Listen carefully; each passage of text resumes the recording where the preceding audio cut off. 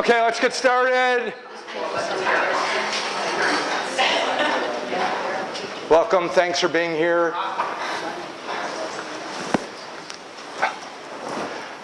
Okay, well, we have same sign-up forms as before, so if you haven't done so now, wait for the break to sign the attendance sheet. And this is a really important sign-up sheet. This is for next Thursday, this is the food sign-up sheet for burritos and drinks. So make sure you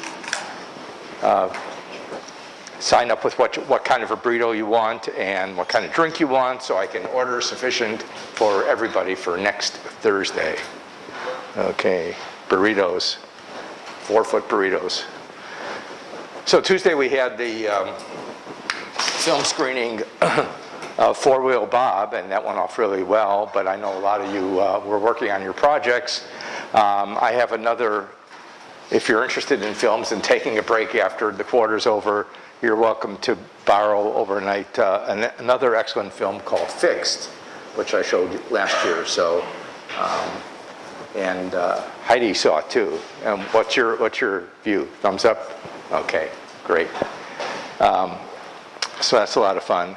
So this is week 9, and it's probably a busy week for you guys, right? Yeah. So what you should be doing with your project is, fabricating it, finalizing that. I want you to perform some testing on a user. And when you do that, take some pictures, take a video, because that can help you with your presentation next Tuesday. Next Thursday will be demonstrations. So Tuesday is the stand-up presentations that you did in week 6. Next Thursday at this time we'll meet in here, fill out an evaluation form, and then we're going to be outside with your project so you can see what one another did and show it off to the world, okay?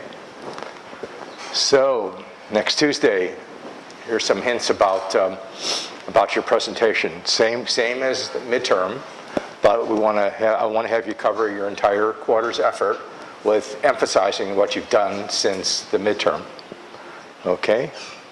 You want to, now that you have a prototype and testing it, we want to know how well it worked. So make sure that's a part of your presentation. Again, you'll have 7 minutes.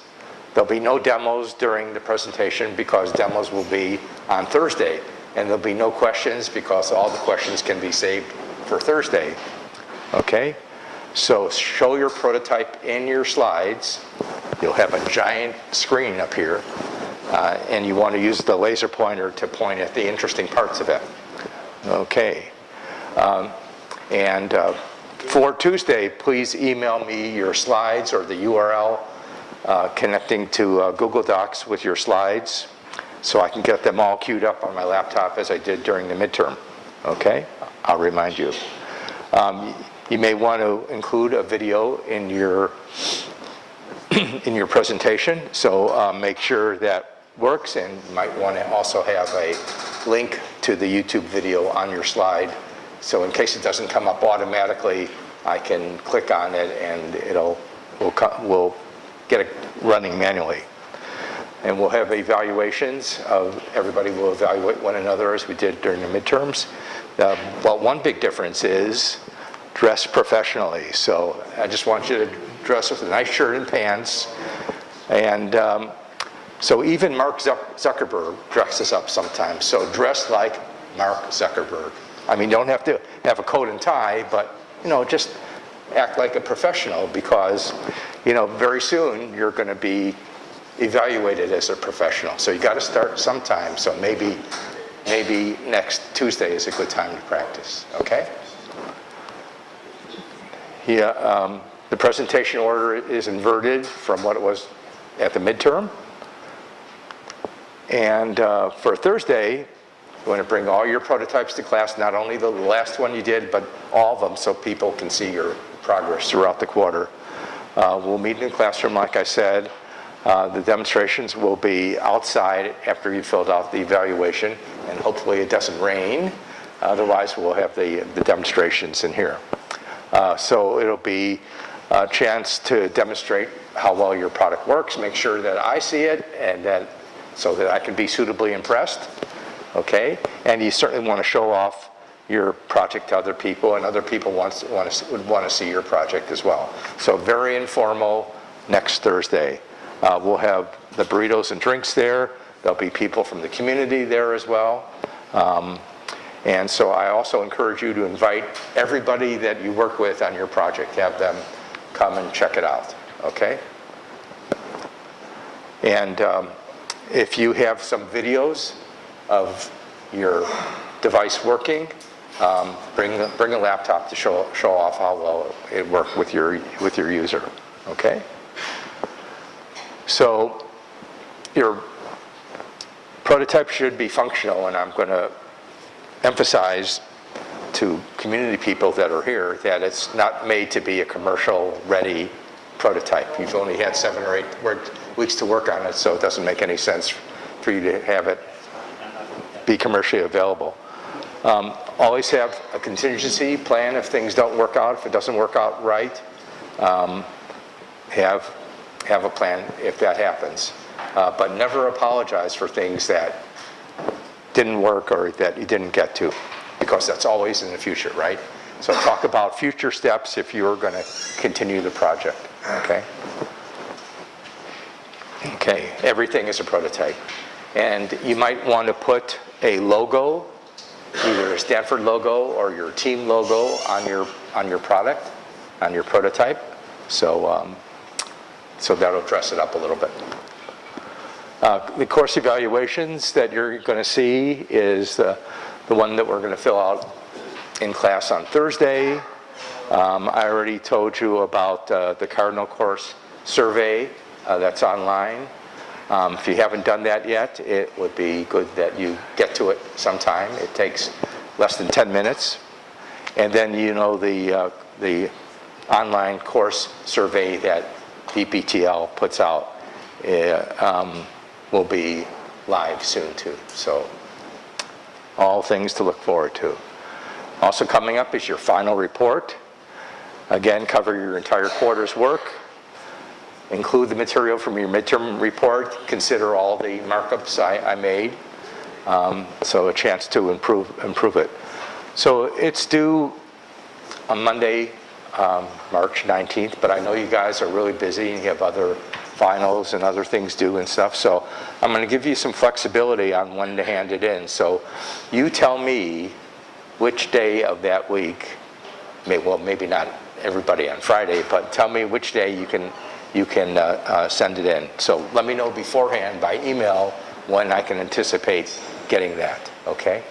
And I want you to do a good job, concise, readable, and something that you can be proud of too, because you could be sharing this with somebody in a company that you want to be employed by. So it could be, it's a great talking point. You tell the interviewer, hey, I worked on this great project when I was at Stanford.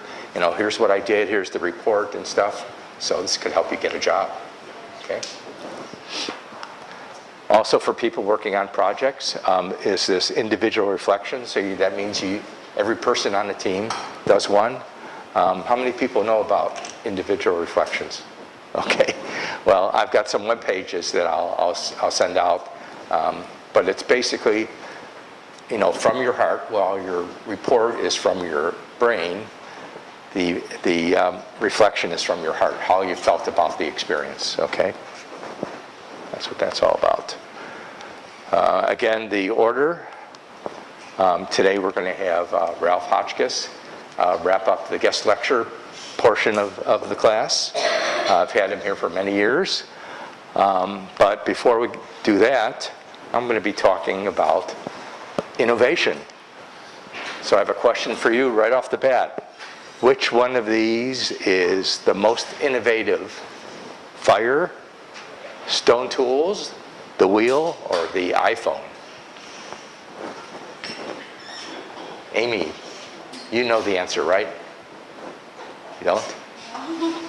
Is there an answer? I feel like all of them are innovative in different ways. Okay. Anybody else have any Everybody else agree? Michael? Say the fire. The fire, right. Because maybe if man didn't learn how to use, man and women, okay, it's Women's Day today, so if men and women didn't learn how to use fire, we probably wouldn't be here today, right? Okay. So, which iPhone is more innovative and by how much? Erica? Could you hazard a guess?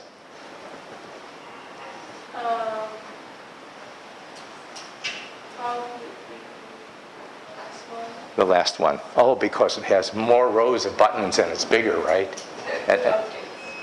Excuse me? Updates, like the updates. It- Like the updates with like every iPhone. oh, it's the last one made, so it's obviously better than the rest. Yeah, I'd say the first one was the most innovative. It was a big jump from like the keyboard. yeah, okay, That's it. okay. So, and by how much more was it innovative than the other ones? Significantly. I mean, those Significantly? were similar to the first one with that compared to a Razor. Okay. flip phone. Okay, but I can see you're struggling with this, and the reason why you're struggling, excuse me, could you not use your laptop during this?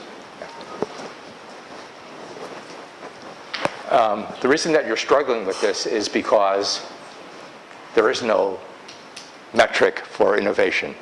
There's no way you can judge, well, this one is 20% more innovative than this one, and this one is 10% more innovative than that one. You don't hear that because there's no measurement of innovation. So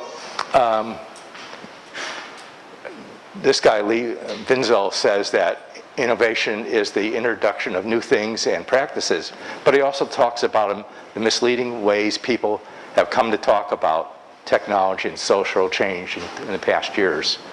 And other people have commented that innovation is overused, focus on the impact it has. This is the editor of this high-tech magazine. Innovation has a very vague definition, and the definition seems to evolve. So there's not one good definition of innovation. I asked a woman who was the chief innovation officer at her company what innovation meant to her, and she said it was something both familiar and new. So innovation means different things to different people. And here's some things I've captured. So there's this South by Southwest conference that people know about that. So this is the Onion. They said the word innovate was said 650,000 times at the conference so far. And that was last year. Maybe there'll be more this year. And another satire was employees seem to be most innovative when brainstorming dramatic quitting scenarios. And then there's the people who have a conference whose catchphrase is, innovate the way you innovate. So, I mean, it's sort of recursive in that respect. Forget everything you've ever learned about innovation and invention. You know, this is screwy stuff. So I'm asking you, is innovation a design feature of a product or a device? Is something that you add in? You know, you buy some screws and nuts and processors, and then you buy some innovation and put it in? Well, probably not. But, is innovation something that is either there or not there? Does this have innovation or doesn't it? Or does it have a variable amount? Is this thing like have 50% innovation or whatever? I mean, it just sounds screwy when you think about things that way. Why is innovation used? Why, you know, there's a lot of better terms out there than innovation that are more specific and more scientific and have a metric to it. So why do people use innovation? Is it because these people have a desire not to use something that is based on an actual measurement, okay, an objective measure? Does their use of innovation mean that there's a lack of evidence that the product is actually useful? Is it a cop-out? I don't know, I'm asking you. There's a lot of ways innovation can be used. You can talk about a property of a product being innovative, and certainly a person can be innovative, an idea can be innovative, a company, a process, a course can be innovative. But it seems to me that you're using a different definition for each of these things you want to measure. Well, what is the unit measure of innovation? I mean, what kind of meter or scope do you use to measure innovation? Well, I don't think there is, basically. So innovation is generally thought of something positive and desirable. Well, why would somebody use the word innovation when there are a lot of better words to describe a product that aren't so vague? So my conclusion is that innovation is a marketing and advertising term. And of course, if you're talking about marketing and advertising, you don't have to actually prove that what you're advertising is a good product or not. Okay? That's the way I'm thinking. So what I'm saying to you is beware of terms that describe these products, people, courses, whatever.